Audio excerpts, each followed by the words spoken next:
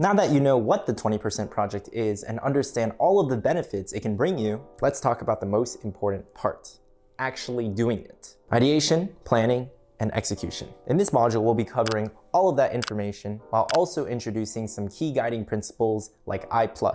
To aid you along this journey, we'll also be providing plenty of examples on successful projects that have fulfilled these criteria. As you will soon discover, these principles are crucial, but also flexible at the same time. Following them will definitely maximize your odds of succeeding, but these principles can pretty much be applied to whatever ideas you generate for a potential 20% project. You should also know that as you get deeper into this course, each module gets more complex and requires a larger time commitment. The activity for Module 3, the prototype, is a project that takes place over the course of a weekend and is hence named the Weekend Project. However, the project for Module 4, the MVP, is a month-long project, and the project for Module 6, Product Market Fit, is typically a 3 to 4 month endeavor. With that being said, it may be helpful for some students to watch all of the content first and then execute later. We will be providing all the necessary ingredients and recipes that you should know, but at the end of the day, it is up to you to decide how to cook them. So, let's get cooking.